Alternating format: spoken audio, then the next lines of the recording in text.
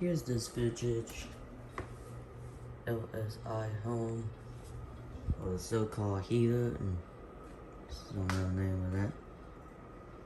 This still works perfectly fine. I'm not gonna put it on right now just for this exact one video.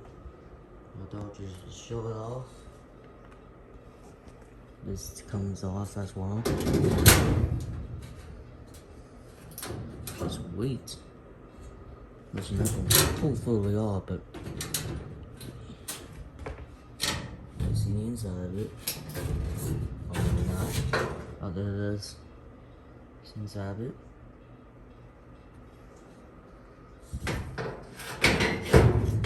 This thing works perfectly fine.